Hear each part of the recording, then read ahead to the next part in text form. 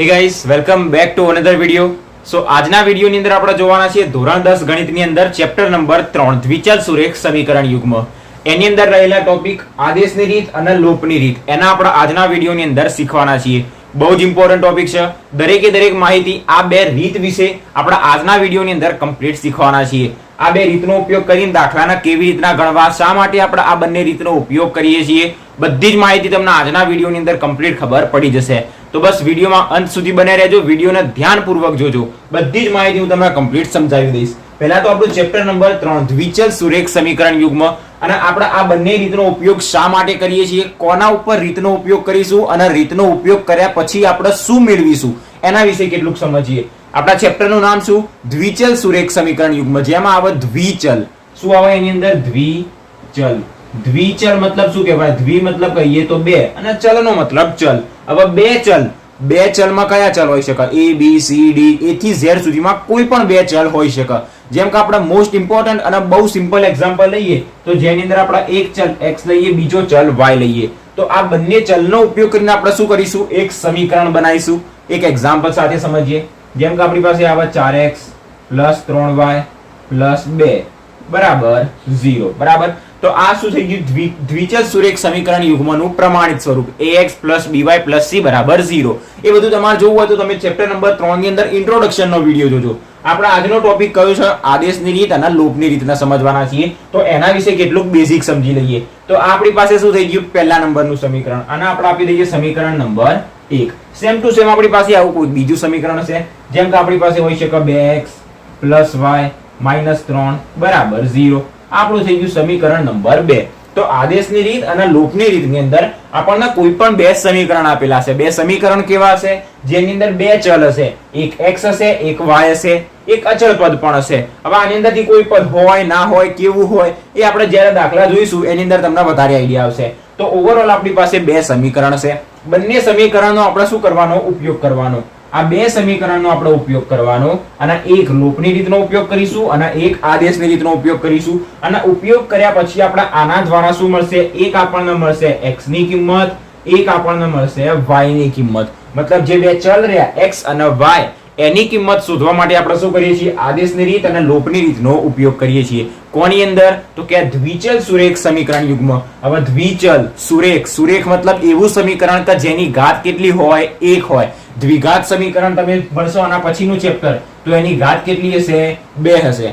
એ તમે આગળના ચેપ્ટરની અંદર ઇન્ટ્રોડક્શન જોશો તો તમને વધારે આઈડિયા આવશે. તો દ્વિચલ મતલબ એની અંદર બે ચલ હશે. પછી સુરેખ, સુરેખ મતલબ એવું સમીકરણ કે જેની અંદર જેટલા બી ચલ રહ્યા એ ચલની મહત્તમ ઘાત 1 જ હોય. અહીંયા x ની પણ ઘાત 1 અને y ની પણ ઘાત 1, અને એવું સમીકરણ, એના દ્વારા બનતા સમીકરણ આપણે શું કહીશું? દ્વિચલ સુરેખ સમીકરણ. તો ઓવરઓલ આપણે લોપની રીત અને આદેશની રીતની અંદર શું શીખવાનું છે?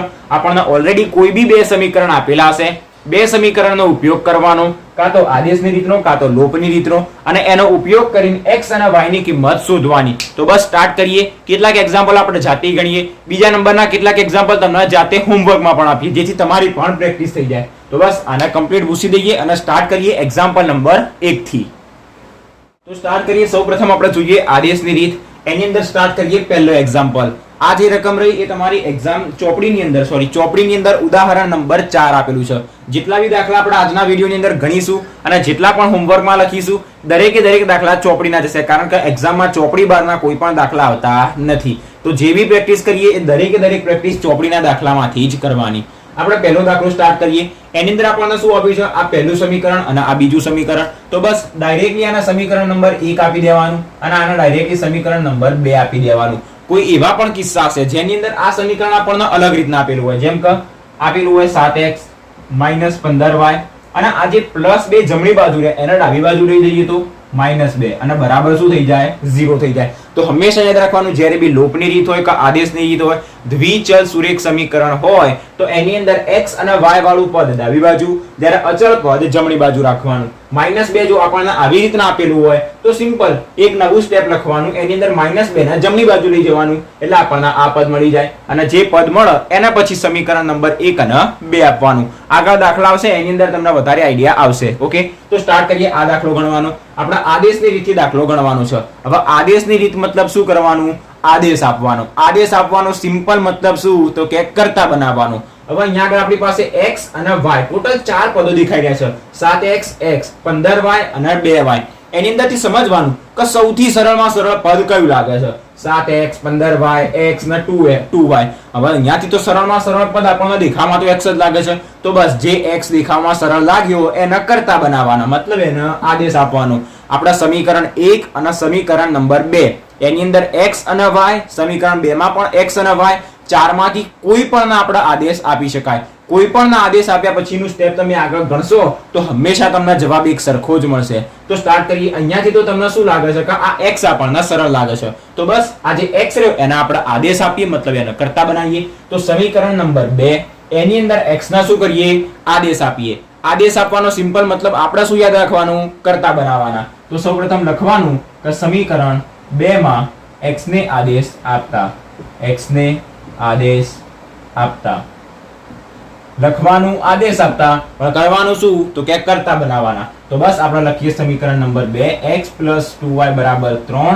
એની અંદરથી x ના આદેશ આપીએ, મતલબ x ના કરતા બનાવી દેવાના. બાકી બધા પદ જમણી બાજુ, 3m ના m + 2y જમણી બાજુ જાય તો -2y.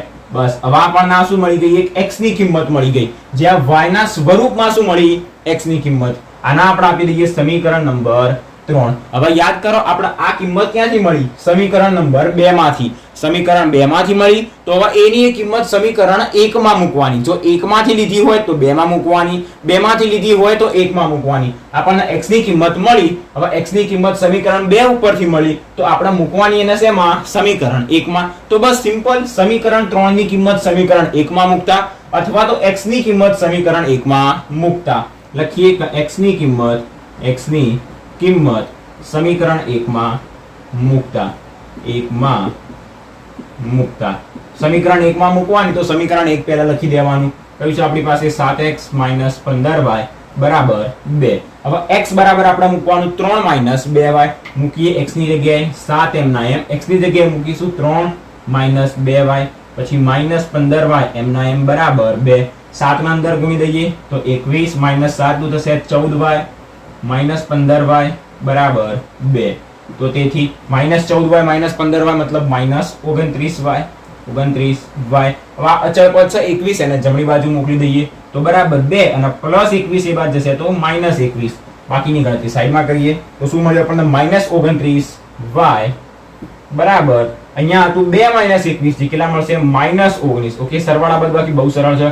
તો હવે અહીંયા આગળ ધ્યાનથી જો બંને બાજુ માઇનસ માઇનસ જે કટ થઈ જશે તો આપણને મળશે 29y બરાબર 19. તો તેથી y બરાબર આપણને મળશે 19. 29 જશે એની નીચે. તો 19 ભાગ્યા 29 આપણને શું મળી ગયું?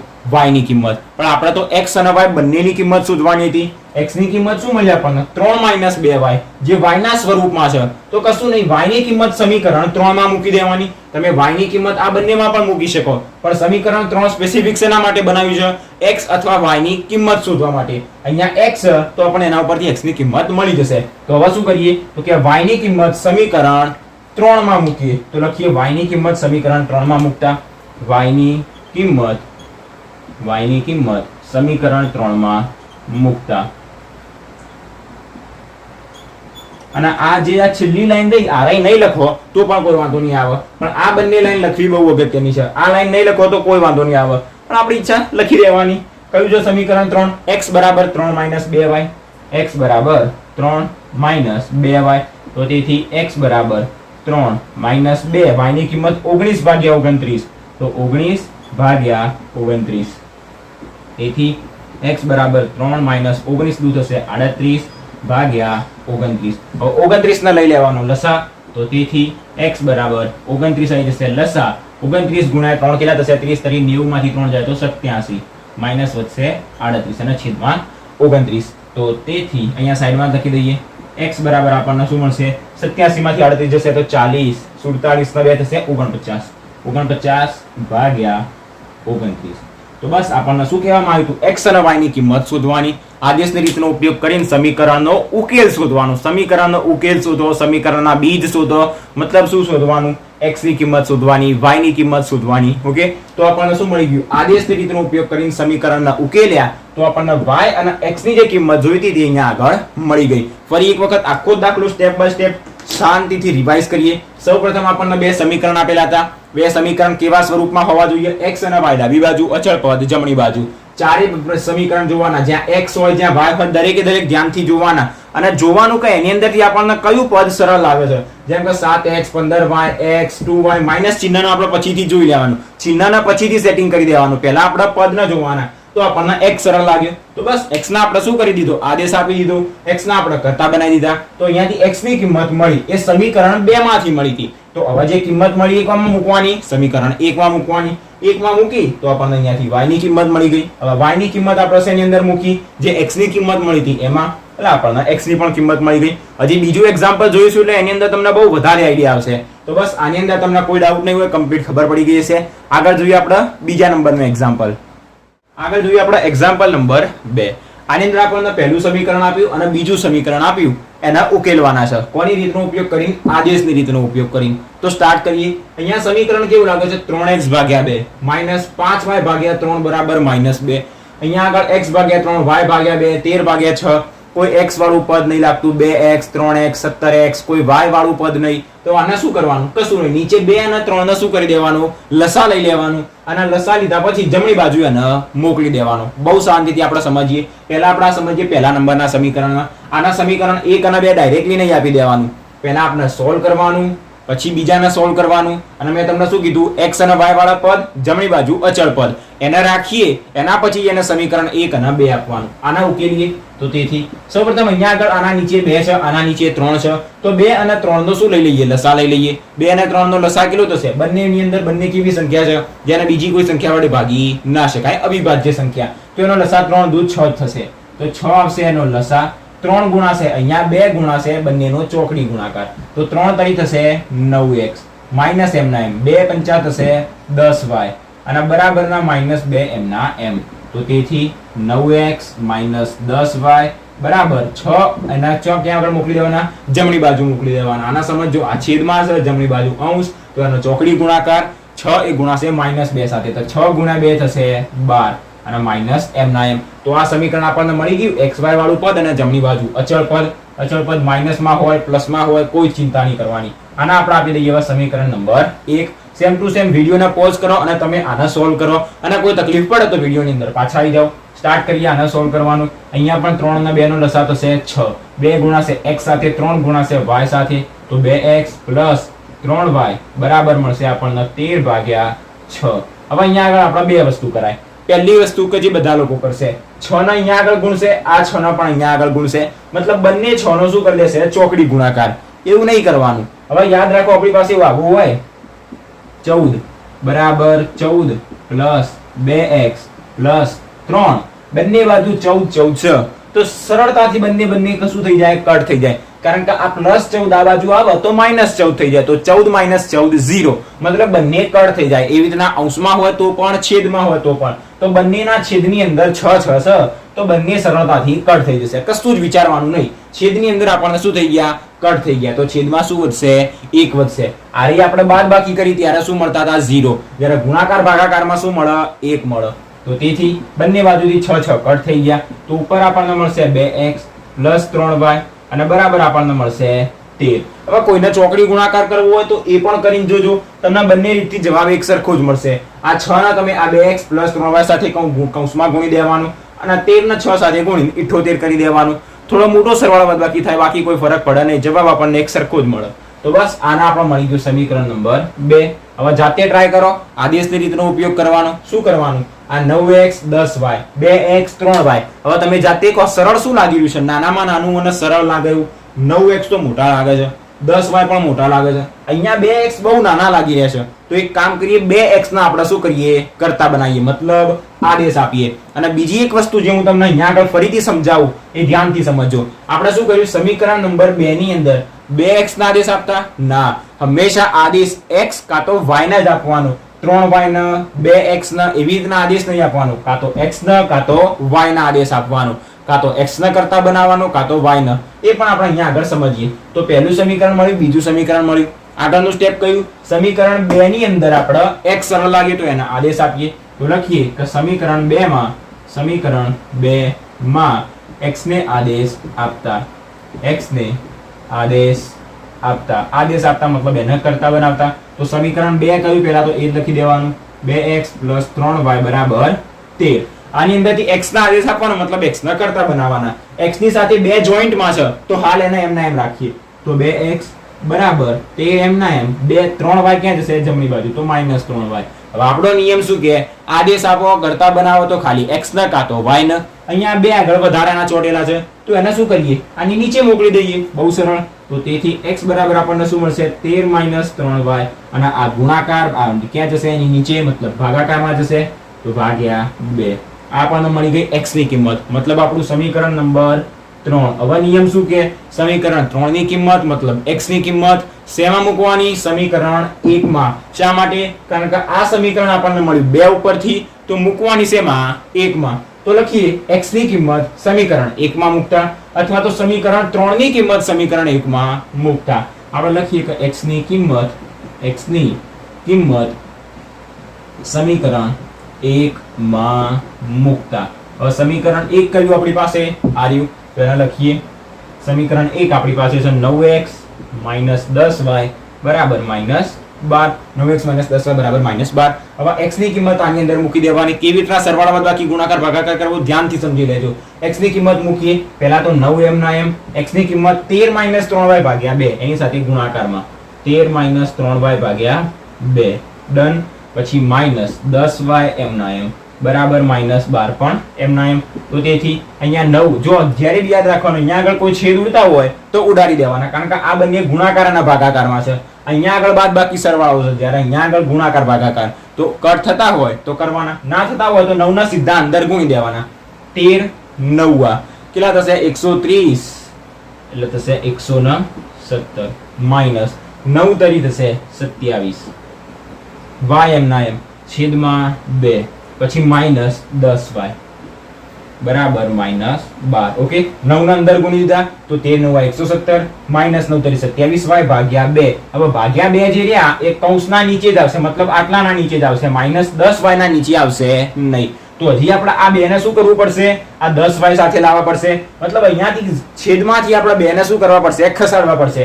જો છેદમાંથી ખસાડવા પડે તો આખાના છેદમાં હોવા જોઈએ, પણ અહીંયા આખાના છેદમાં નથી. તો લાઈએ મતલબ શું કરવાનું? 2 ના લસા લઈ લેવાનું. અહીંયા ઉપર 2 છે ઓલરેડી, તો 117 - 27y અને માઈનસ અહીંયા 2 ને શું કરી દેવાનું? 10y સાથે ગુણી દેવાના, કારણ કે એના નીચે 1 છે. 2 અને 1 નો લસા થશે 2. તો 1 ના કેટલા વડે ગુણીએ તો 2 આવે? તો કે 2 વડે. તો એ 2 વડે ગુણવાના ઉપર. તો 10y ના 2 વડે ગુણીએ તો થશે 10 દુ 20y.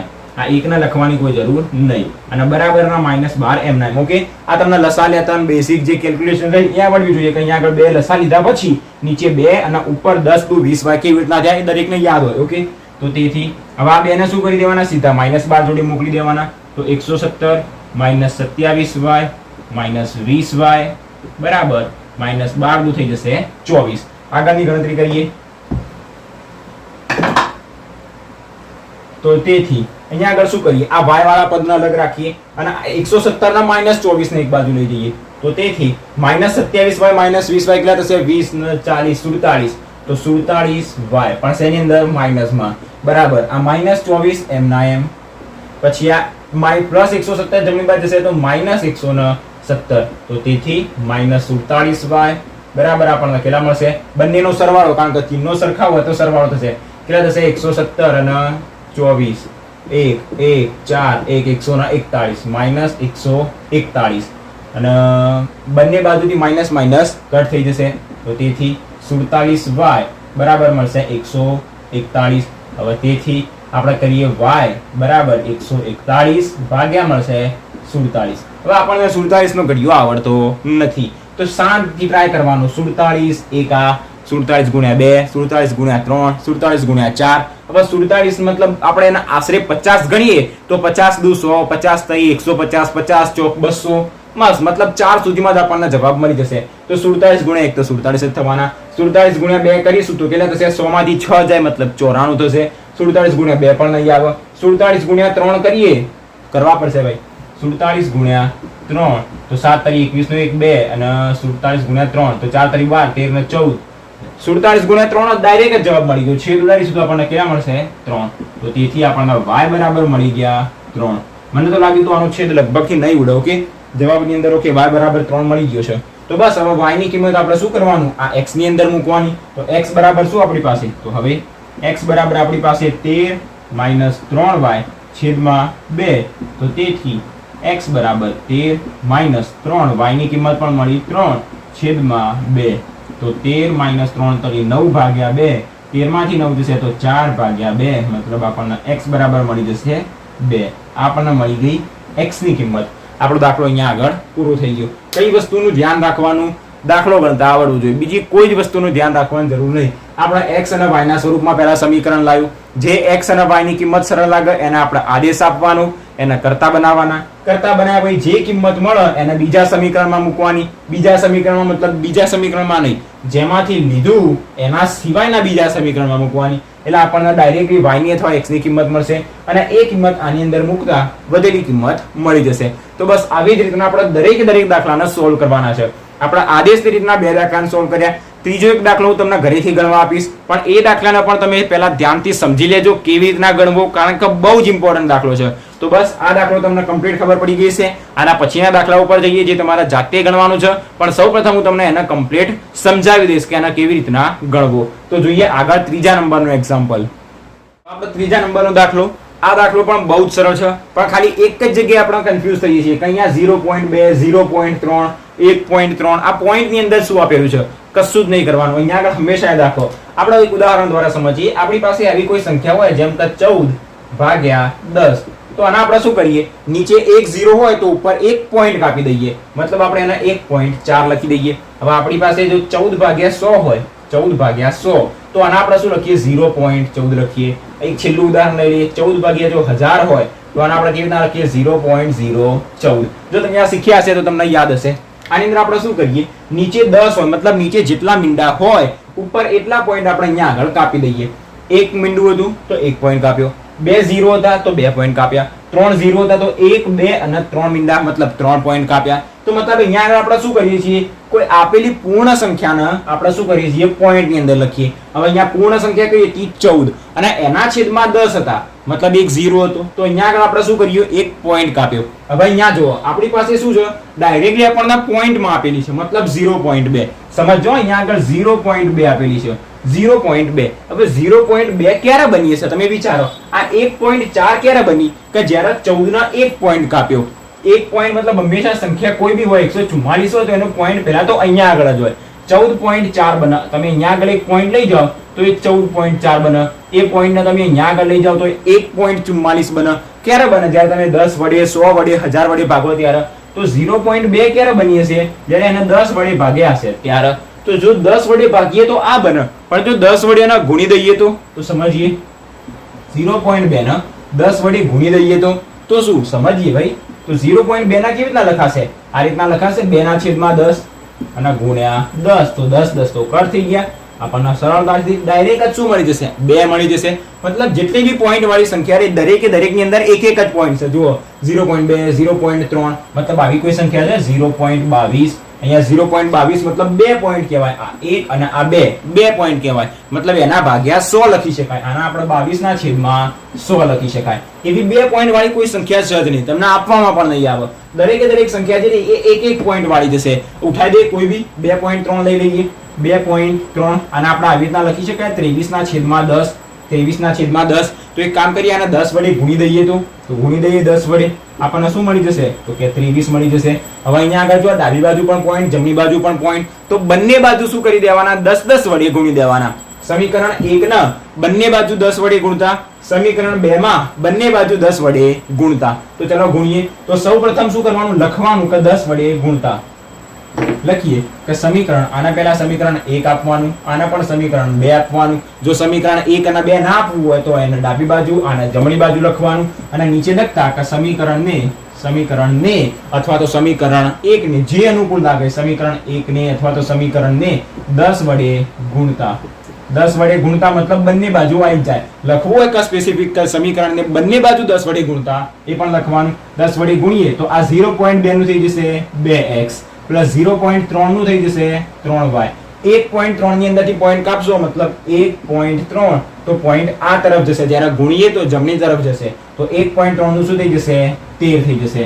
આની અંદર 0.4 નું થઈ જશે 4x, 0.5 નું 5y, 2.3 નું થઈ જશે 23. તો આ સમીકરણ 1 આ સમીકરણ 2 જે x અથવા તો y જે અનુકૂળ લાગે એને આપણે કરતા બનાવીને આદેશ આપીને x અને y ની કિંમત શોધી શકાય. તો બસ આ દાખલો હતો કે જે તમારા હોમવર્કમાં ગણવાનો હતો. આખા ચેપ્ટરની અંદર આ 3 પ્રકારની રીતના દાખલા હતા. એક તમને બહુ સરળતાથી આવી રીતના કોઈ સમીકરણ આપે. બીજા નંબરમાં જે આપણે બીજો દાખલો જોયો ભાગાકાર સ્વરૂપે આપે 2 અને 3 નો લસા લઈને પછી એને સમીકરણમાં ફેરવવાનું અને એના પછી આપણે એને સોલ્વ કરવાનું. ત્રીજા નંબરમાં આપણને પોઈન્ટની અંદર કોઈ સંખ્યા આપી શકે. આના બહાર કોઈ જ નવી રીત નથી કે જે તમને દાખલો પૂછી શકે. તો આ 3 રીતની અંદર જો તમને ખબર પડી ગઈ હશે બહુ સરળતાથી ચોપડીની અંદર રહેલો કોઈ પણ દાખલો આદેશની રીતનો હશે તો કોઈ ચોપડી બહારનો પણ કોઈ દાખલો છે તો પણ તમે એને જાતે ગણી શકશો. તો આપણી આદેશની રીત અહીંયા આગળ પૂરી થઈ ગઈ. આ દાખલાને જાતે ગણવાનું. જે જવાબ આવે x અને y ની કિંમત જવાબ તમારે કમેન્ટ કરવાનો રહેશે. ચોપડીનો દાખલો છે મારા ખ્યાલથી ચોપડીની અંદર 3.2 નો ચોથા નંબરનો દાખલો છે. તમે ચોપડીના પાછળથી જવાબ ચેક પણ કરી શકો અને તમને આ જવાબ જોઈતો હોય તો x બરાબર 2 અને y બરાબર 3 આનો જવાબ મળશે. મળી જાય તો કમેન્ટ બોક્સમાં યસ લખી દેજો અથવા તો લખજો કે જવાબ મળી ગયો, આન્સર મળી ગયો. તો આપણી આદેશની રીત અહીંયા આગળ પૂરી થઈ ગઈ. આગળ આપણે જોઈએ હવે લોપની રીત. હવે તમને આશા રાખું છું કે આની અંદર કોઈ ડાઉટ નહીં હોય. જો આખા દાખલાની અંદર કોઈ પણ આદેશની રીતમાં ક્યાંય ડાઉટ હોય, કોઈ પણ ચોપડીના દાખલામાં આદેશની રીત આપેલી હોય એમાં તમને ના ફાવતો હોય તો જે ક્વેશ્ચનનો નંબર એ કમેન્ટ કરી દેજો. પછીના વિડીયોની અંદર એ દાખલાને આપણે સમજાવી દઈશું. તો બસ આદેશની રીત પૂરી થઈ ગઈ. આગળ જોઈએ આપણે લોપની રીત. સ્ટાર્ટ કરીએ બીજા નંબરની રીત જે છે લોપની રીત અને એને સમજીએ ઉદાહરણ નંબર 1 સાથે.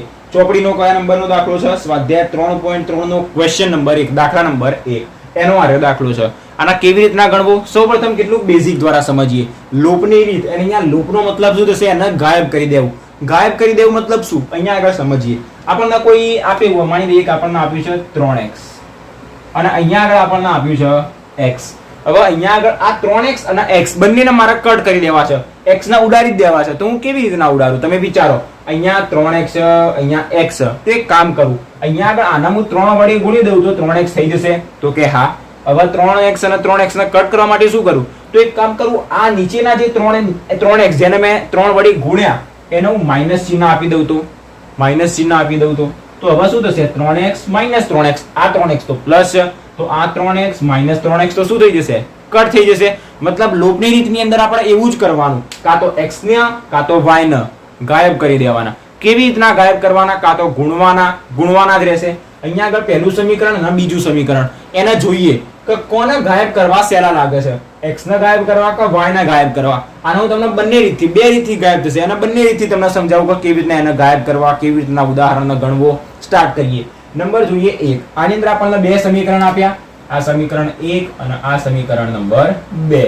તો બંને સમીકરણના સૌપ્રથમ આપણે ધ્યાનથી લખવાના. લખીએ પહેલા રફની અંદર લખીએ જેથી તમને વધારે આઈડિયા આવશે. બાકી આ વિડિયો પૂરો થશે એટલે તમે બહુ સરળતાથી લોપની રીતના દાખલાના ગણી શકશો. આપણને આપ્યું છે x + y = 5. અહીંયા આપ્યું છે આપણને 2x - 3y = 4. હવે અહીંયાથી હું કાં તો x ને ગાયબ કરું કાં તો y ને ગાયબ કરું. બંનેને ગાયબ કરીને આપણે સમજીએ. અહીંયા આગળ 2x છે જ્યારે અહીંયા ઉપર તો x છે. જોવાનું કોને? નાનાને. તો અહીંયા x ને હું ગાયબ કરવું હોય તો હું અહીંયા આગળ એક કામ કરું 2x કરી દઉં. શું કરી દઉં? 2x કરી દઉં. તો કરી દીધા 2x. હજી x ને ગાયબ કરવા માટે મારે શું જોઈએ છે? તો કે અહીંયા આગળ એક માઈનસ જોઈશે. તો માઈનસ લગાવી દીધું. તો ભાઈ અહીંયા 2x તો કટ થઈ ગયા મતલબ x વાળું પર ગાયબ થઈ ગયું. તો સરળતાથી આપણને y ની કિંમત મળી જશે. y ની કિંમત મળી ગયા પછી x ની કિંમત શોધવી તો બહુ જ સરળ છે. એ તો હું તમને દાખલામાં સમજાવી દઈશ. તો અહીંયાથી તમને ખબર પડી ગઈ x ને કેવી રીતના ગાયબ કર્યો. હવે y ને ગાયબ કરવો હોય તો એ સમજીએ. આપણી પાસે તો x + y = 5. 2x - 3y = 4. હવે આની અંદરથી મારે y ને ગાયબ કરવા છે. તો અહીંયા આપણી પાસે -3y છે, ઉપર +y છે. તો પહેલા તો અહીંયા 3 છે પણ અહીંયા 3 નથી. તો હું એક કામ કરું આ y ને 3 વડે ગુણી દઉં.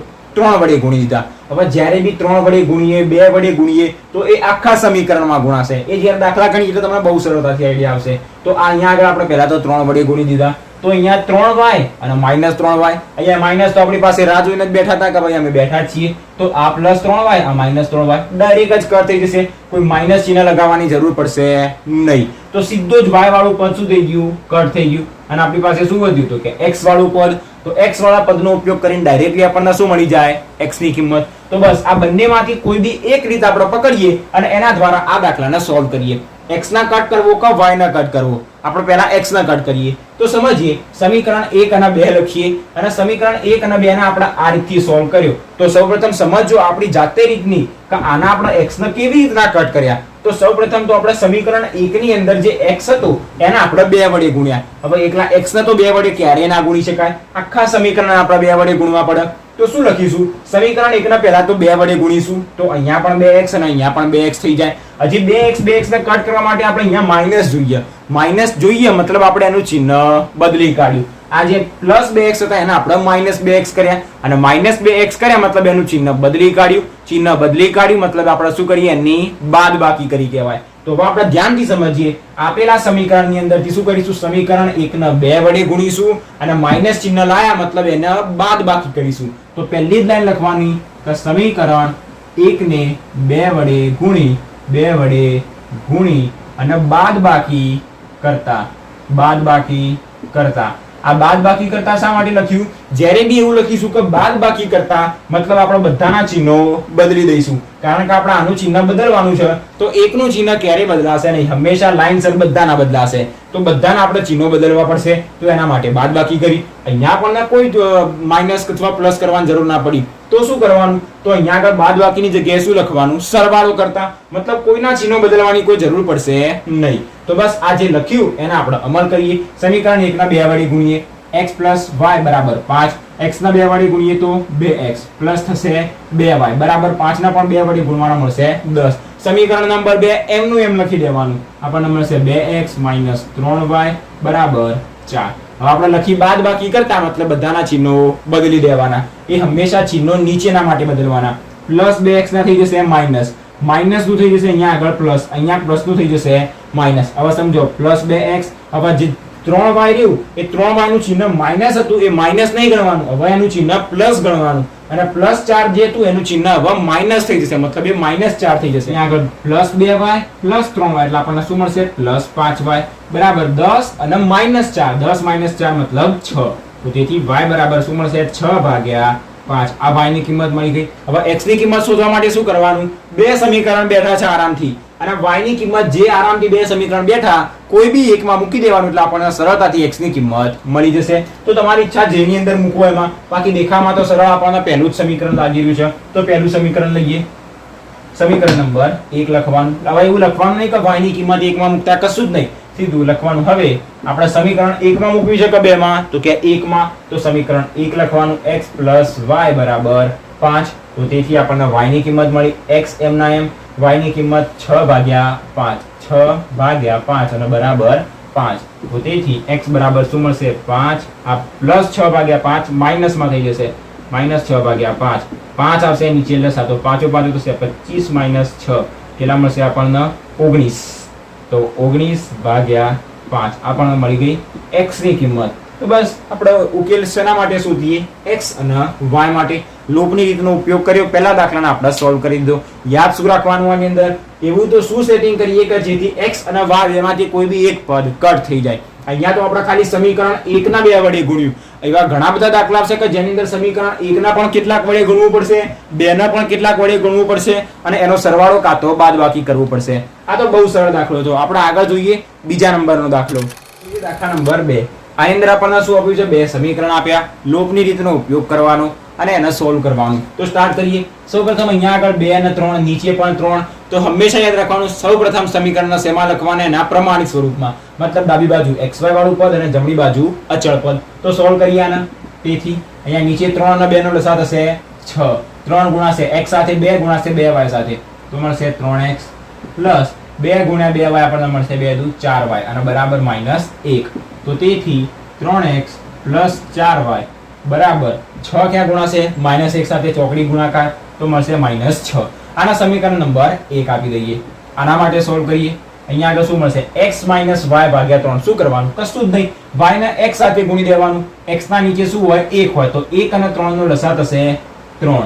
3 ગુણાશે x સાથે, 1 ગુણાશે y સાથે, તો 3x - 1 ગુણ્યા y મતલબ y બરાબર 3. તો તેથી 3x - y બરાબર આ 3 ના આપણે આની સાથે ગુણી દઈએ તો 3 તરી 9, અને આના આપણે આપી દઈએ સમીકરણ નંબર 2. હવે પહેલું સમીકરણ મળી ગયું, બીજું સમીકરણ મળી ગયું. હવે શું કરવાનું? કશું જ નહીં, એવું કંઈક સેટિંગ કરવાનું જેથી કાં તો x વાળું પદ કટ થઈ જાય, કાં તો y વાળું પદ કટ થઈ જાય. તો અહીંયા આગળ પહેલા રફની અંદર સમજીએ કેટલીક માહિતી. અહીંયા આપ્યું છે સમીકરણ 1 3x + 4y બરાબર -6. સમીકરણ 2 આપ્યું છે તો કે 3x - y બરાબર 9. શું કરી શકાય અહીંયાથી x અને y ને કટ કરવા માટે? અહીંયા 3x, અહીંયા પણ 3x, રેડીમેડ આ તો આપણને આપી દીધું છે. અહીંયા પણ 3x, અહીંયા પણ 3x, સીધી જ બાદબાકી કરી દો. બાદબાકી કરીશું 3x કટ થઈ જશે, આપણને y ની કિંમત મળી જશે. આ થયું પહેલું સ્ટેપ. બીજા સ્ટેપની અંદર શું કરી શકાય? x ને ગુણી દઈએ તો અહીંયા +4y નીચે -y. તો એક કામ કરીએ, આના 4 વડે ગુણી દઈએ. આના 4 વડે ગુણીશું મતલબ આખું સમીકરણ 4 વડે ગુણાવવાનું છે. તો અહીંયા આપણને શું મળશે? 4y ઉપર +4y નીચે -4y. રેડીમેડ બંને શું થઈ જશે? કટ થઈ જશે. તો આપણને x ની કિંમત મળી જશે. જે કરવું હોય આની અંદર આપણે કરી શકાય. હવે અહીંયા રેડીમેડ 3x આપણને આપ્યા છે, તો એ રેડીમેડ નો જ આપણે ઉપયોગ કરીએ. શું કરીએ? સમીકરણ 1 અને 2 તો રેડી જ છે. આપણે 3x ને કટ કરવા માટે યાદ કરો શું કરવાનું કીધું? માઇનસ ચિહ્ન લાવવાનું હતું, મતલબ આપણે બાદબાકી કરવાની હતી. તો ખાલી એટલું જ લખવાનું, સમીકરણ 1 અને 2 ની બાદબાકી કરતા, 1 અને 2 ની બાદબાકી કરતા. અને જો બીજી રીતનો ઉપયોગ કરવો હોય તો તમે એને સાથે સોલ્વ કરી શકો. શું કરવાનું? આપણે લખવાનું કે સમીકરણ 2 ને 4 વડે ગુણી અને સરવાળો કરતા. આ સમીકરણ નંબર 2 એને 4 વડે ગુણવાનું, તો 3x પણ 4 વડે ગુણાશે, y પણ 4 વડે ગુણાશે, જેથી -4y મળશે, અને 9 પણ 4 વડે ગુણાશે. અને એના પછી કોઈના ચિહ્નો બદલવાના નહીં, કારણ કે +4y -4y ચિહ્નમાં રેડી છે. તો ડાયરેક્ટ લખવાનું કે સરવાળો કરતા, મતલબ કોઈ ચિહ્ન બદલવાના નહીં. અહીંયા તો આપણે કોઈ ગુણાકાર કરવાનો જ નતો કોઈ સાથે. 3x રેડી જતા, ખાલી બાદબાકી કરવાની છે, તો લખી દીધું બાદબાકી કરતા. પહેલું સમીકરણ 3x + 4y બરાબર -6. બીજું સમીકરણ આપણી પાસે 3x - y બરાબર 9. તો અહીંયા આગળ ડાયરેક્ટલી બાદબાકી, મતલબ પ્લસનું માઇનસ, માઇનસનું પ્લસ, પ્લસનું minus, plus 3x - 3x cancel, 4y અને પ્લસ y મતલબ +5y બરાબર -6, માઇનસનો -15. તો y બરાબર -15 ભાગ્યા 5. તો તેથી y બરાબર મળશે -3. તો બસ y બરાબર -3 દે રહ્યા. 1 માં મૂકો, 2 માં મૂકો, જેમાં મૂકો એમાં મૂકી શકાય. કયું સરળ લાગે છે? અહીંયા y નાનો લાગે છે, અહીંયા y 4y છે. જે સરળ લાગે એમાં આપણે મૂકી શકાય. ગમે તેમાં કિંમત મૂકીએ જવાબ એક સરખો જ મળશે. તો y ની કિંમત આમાં મૂકીએ તો લખીએ કે હવે સમીકરણ 2 માં મૂકવાની છે. તો સમીકરણ 2 3x - y બરાબર 9. તો તેથી 3x યાદ રાખજો, આ માઇનસ m ના m, y ની કિંમત કેટલી? -3. તો y ની જગ્યાએ મૂકીએ -3 અને બરાબર 9. તેથી 3x - થશે +3 બરાબર 9. તો તેથી 3x બરાબર 9 +3 બાદ તો -3. 3x બરાબર 6. તો x બરાબર મળશે 6 ભાગ્યા 3. x બરાબર મળી જશે 2. x બરાબર 2 મળી ગયા, y બરાબર -3 મળી ગયા. આપણો દાખલો અહીંયા આગળ પૂરો થઈ ગયો. તો બસ લોપની રીતની અંદર આવા જ દાખલા હતા. આના સિવાય કોઈ નવીનતાવાળા દાખલા આવવાના નથી. ખાલી આના કરતા થોડાક મોટા દાખલા આવી શકે. એની અંદર આપણે શું કરવાનું રહેશે? મેં તમને પહેલા પણ કીધું કે x વાળું પદ આવ્યું, y વાળું પદ આવ્યું. અહીંયા તો આપણે ખાલી શું કર્યું? બંનેની બાદબાકી કરીને છૂટા થઈ ગયા. બીજા નંબરની અંદર શું કરી શકાય? સમીકરણ 2 ને 4 વડે ગુણી અને સીધો સરવાળો કરીને છૂટા થઈ શકાય. ઘણા એવા પણ દાખલા આવશે કે જેની અંદર x અને y નો એવું સેટિંગ કરવું પડશે. એક આવો દાખલો મારા ખ્યાલથી આપેલો છે, સમજજો. આપણને આપ્યું છે 17x 29y. અચળ પાડી ભૂલી જાવ કયું છે મને યાદ નથી. અહીંયા આગળ આપ્યું છે 29x અને 17y બરાબર ગમે તે કંઈક આપ્યું છે. હવે આની અંદર આપણે શું કરવાનું? 17 29 29 17 કેવી રીતના સેટિંગ કરવું કોઈ ખબર જ ના પડે. તો જુઓ, અહીંયા આગળ 17x છે, અહીંયા આગળ 29x છે, અને બંનેને જો સરખું કરવું હોય તો બંનેને એકબીજા વડે ગુણી દેવાનું. મતલબ 29 ને અહીંયા ગુણવાનું, 17 ને અહીંયા ગુણવાનું. તો 17 આખા સમીકરણના 29 વડે ગુણવું પડશે, અહીંયા આખા સમીકરણના 17 વડે ગુણવું પડશે. તો શું કરવાનું? આવો દાખલો આપેલો છે, સમજી લેજો. અને શું કરવાનું? 17 અને 29. તો આ ઉપરના સમીકરણમાં 17 હતા તો એને 29 વડે ગુણીશું. નીચેના સમીકરણમાં 29 હતા તો એને 17 વડે ગુણીશું. હવે ઉભા રહો, એક જ મિનિટ તમને કહી દઉં. અહીંયા આગળ શું થશે? તો 29 ગુણ્યા 17 આપણને શું મળશે? 493. ઉપર મળશે 493x, નીચે મળશે 493 સોરી હા એ જ 493x. હવે આવી રીતના તમારે જે ઉપર 29 વડે નીચે 17 વડે ગુણવાના હતા એ 29 વડે અહીંયા પણ ગુણવાના અને અચળ પદના પણ ગુણવાના, 17 વડે અહીંયા પણ ગુણવાના અને અચળ પદના પણ ગુણવાના. અહીંયા તો 29 નો શું થઈ જશે? સ્ક્વેર થઈ જશે. અહીંયા પણ 17 નો સ્ક્વેર થઈ જશે, 269 જે થશે. ઓકે, તો બસ અહીંયા બંનેનું શું થશે? y વાળા પદની બાદબાકી થશે. કાં તો અહીંયા આગળ શું કરવું પડશે? જો બંનેની અંદર પ્લસ પ્લસ ચિહ્ન છે તો બાદબાકી કરવી પડશે. તો આ પદ ક્યારે કટ થશે? જ્યારે બાદબાકી કરશું ત્યારે. તો એવી રીતના 29y ના આપણે 29 વડે ગુણીશું, 17y ના પણ આપણે 17 વડે ગુણીશું તો આપણને કોઈ પદ મળશે, એની પણ માઇનસ મતલબ બાદબાકી કરીશું. જે ચિહ્ન હોય એ પ્રમાણે આપણને ખબર પડશે. જો અહીંયા માઇનસ હતું તો આપણને પ્લસ મળશે. હવે બંનેનો જે સરવાળો બાદબાકી થાય કરવાનું. એવી રીતના અચળ પદ માટે કરવાનું. તો આપણને કોની કિંમત મળશે? y ની કિંમત. શા માટે? કારણ કે x તો અહીંયાથી કટ થઈ ગયા તો y ની કિંમત મળી જશે. અને y ની જે પણ કિંમત મળે એ x ના સમીકરણમાં મૂકી દેવાની એટલે આપણને શું મળી જાય? x અને y ની કિંમત મળી જાય. આવો દાખલો મારા ઘેરથી આપેલો છે. ઓકે, તો મેં તમને સમજાવી દીધું અને કેવી રીતના ગણવાનું. હજી એક દાખલો આપણે ગણવાનો છે હોમવર્ક ની અંદર, એનો હું તમને કમ્પ્લીટ સમજાવું અને એના પછી તમે એને જાતે ગણવાનો ટ્રાય કરજો. આગળ જોઈએ ત્રીજા નંબરનો દાખલો. ત્રીજા નંબરનો દાખલો, આની અંદર પણ કેટલીક નવી વસ્તુ શીખવાની છે. શું અહીંયા આગળ આપ્યું છે? એક સમીકરણ અને બીજું સમીકરણ. હવે યાદ કરો આપણા સમીકરણના પ્રમાણિત સ્વરૂપમાં શું આવવું જોઈએ? તો કે x અને y વાળા પદ ડાબી બાજુ, અચળ પદ જમણી બાજુ. અહીંયા આગળ અચળ પદ ડાબી બાજુ આપ્યું, કશો વાંધો નહીં, જમણી બાજુ મોકલી દઈએ. તો પહેલું સમીકરણ આપણે શું કરીએ? 3x - 5y - 4 ને જમણી બાજુ મોકલી દઈએ તો +4 થઈ જશે. આ મળી જશે સમીકરણ 1. અહીંયા પણ કંઈક નવું લાગે છે. આ બાજુ ખાલી 9x છે અને y જમણી બાજુ છે. હવે નિયમ શું? x અને y ડાબી બાજુ, અચળ પદ જમણી બાજુ. તો અચળ પદ તો જમણી બાજુ જ છે, પણ આ y વાળું પદ જમણી બાજુ કેમ બેઠું છે? અને ડાબી બાજુ લાવી દઈએ. તો તેથી આ 9x y વાળા પદ ડાબી બાજુ લાવી દઈએ તો -2y બરાબર ના 7 m ના m.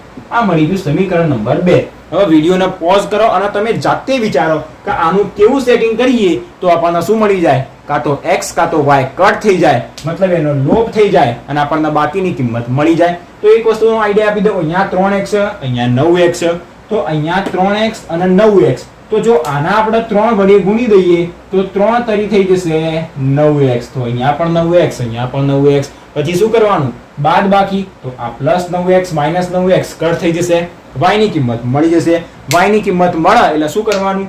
1 અને 2 જે સમીકરણ ગમે તેમાં મૂક્યું એટલે મૂકી દેવાની. આપણને બાકીની કોની કિંમત મળી જશે? y ની, x ની કિંમત મળી જશે. તો આ હતી આપણી પાસે લોપની રીત. અને લોપની રીત અને આદેશની રીતના આપણે બે દાખલા ગણ્યા. ત્રીજો જે દાખલો હતો તમને જાતે ગણવા આપ્યો. આ દાખલો પણ તમે જાતે ટ્રાય કરજો.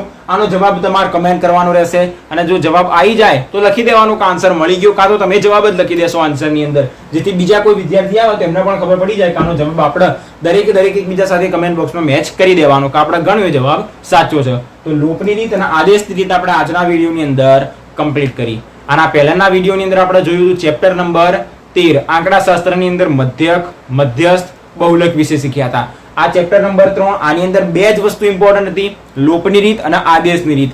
કારણ કે એક્ઝામ ની અંદર 100% કહું છું, લોપની રીત અને આદેશની રીત બંનેમાંથી એક રીતનો એક દાખલો તો 100% આવશે અને આવશે જ. બીજા નંબરમાં જે બી કોયડા હશે એ કોયડાને ઉકેલવા માટે આપણે શું કરીશું? કોયડાને ઉકેલીને બે સમીકરણ લાવીશું અને બે સમીકરણના શું કરવાના? જોવાના ના ભાઈ, જોઈને એને શું કરવાનું? કાં તો લોપની રીતથી કાં તો આદેશની રીતથી એને ઉકેલવાના. મતલબ કોયડો પણ એક્ઝામમાં આવવાનો છે તો બહુ સરળતાથી તમારા 5 થી 6 માર્ક્સ તો ક્લિયર છે. અને 5 થી 6 માર્ક્સ તમે આજનો વિડીયો અંત સુધી જોયો હશે, બહુ સરળતાથી તમે એને ગણી શકશો. તો 5 થી 6 માર્ક્સની અંદર શું થઈ ગયું? લોપની રીત અને આદેશની રીતના દાખલાને ડાયરેક્ટલી સોલ્વ કરવો. બીજા નંબરમાં આપણને કોઈ કોયડો આપ્યો છે, કોયડાને આપણે ઉકેલીને સૌપ્રથમ બે સમીકરણ લાવીશું અને બે સમીકરણને આપણે કાં તો લોપની રીતથી કાં તો આદેશની રીતથી ઉકેલી અને x અને y ની કિંમત શોધવાની હશે. તો એની અંદર પણ આપણને આ રીતનો ઉપયોગ થશે જ. તો બસ આજના વિડીયોની અંદર અહીંયા સુધી રાખીએ. બે દાખલા ગણ્યા, ત્રીજો દાખલો તમને સમજાયો, જાતે ગણજો. જેટલી વધારે પ્રેક્ટિસ કરશો એટલું તમારા માટે સારું રહેશે. મળીએ નેક્સ્ટ વિડીયોની અંદર. અને પછીના વિડીયોની અંદર આપણે શીખવાના છીએ ચેપ્ટર નંબર 4 દ્વિઘાત સમીકરણ. એની અંદર આપેલા કોઈ પણ સમીકરણના બીજ કેવી રીતના શોધવા, એના ઉકેલ કેવી રીતના શોધવા. જે દ્વિઘાત સમીકરણ હોય એના ઉકેલ અને બીજ બંને એક જ થાય, એ કેવી રીતના શોધવા એ આપણા પછીના વિડીયોની અંદર શીખવાના છીએ. તો બસ આ વિડીયો પૂરો થાય અને પછીનો વિડીયો પણ જોઈ જ લેજો, જેથી ચેપ્ટર નંબર 4 પણ તમારું ક્લિયર થઈ જાય. કારણ કે એની અંદર નાનો જે ઇમ્પોર્ટન્ટ ટોપિક રહ્યો એ એક જ છે. તો આના પછીના વિડીયોની અંદર મળીએ. સમીકરણના બીજ અથવા ઉકેલ કેવી રીતના શોધવા એની અંદર જો તમારા મધ્યક, મધ્યસ્થ અને બહુલક ચેપ્ટર નંબર 14 ના વિડીયો જોવા હોય તો ડિસ્ક્રિપ્શન બોક્સમાં તમને વિડીયોની લિંક મળી જશે, ત્યાંથી તમે ડાયરેક્ટલી જોઈ શકો. બાકી 1 થી 14 ચેપ્ટરના દરેક દાખલાના વિડીયો તમને ચેનલ ઉપર મળી જશે. ચેનલના પેજ ઉપર જે લોગો છે એના ઉપર ક્લિક કરજો, ચેનલ ઉપર પહોંચી જશો, એની અંદર પ્લેલિસ્ટ નો ઓપ્શન હશે, એના ઉપર ક્લિક કરશો એટલે અલગ અલગ ચેપ્ટરની તમને પ્લેલિસ્ટ મળતી જશે. દરેક ચેપ્ટરના દરેક વિડીયો એ ચેપ્ટર નંબર 13 આંકડાશાસ્ત્રની પ્લેલિસ્ટ, 14 સંભાવનાની પ્લેલિસ્ટ ઉપર ક્લિક કરશો એટલે એ ચેપ્ટરના દરેક વિડીયો તમને મળી જશે. લાઇનસર વિડીયો મૂકી રહેશે, તમને બધા જ વિડીયો જોવા મળી જશે. મળીએ નેક્સ્ટ વિડીયોની અંદર. આજનો વિડીયો ગમ્યો હોય તો વિડીયોને લાઈક, શેર અને ચેનલને સબસ્ક્રાઇબ કરવાનું ભૂલતા નહીં. સબસ્ક્રાઇબ કર્યા પછી બાજુમાં બેલ આઇકન દેખાતું છે, ઘંટડી જે દેખાય એના ઉપર પણ ક્લિક કરીને ઓલ બટન ઉપર ક્લિક કરી દેજો, જેથી જેટલા બી નવા વિડીયો આવે એની તમને નોટિફિકેશન મળી જાય. મળીએ નેક્સ્ટ વિડીયોની અંદર. જય શ્રી રામ.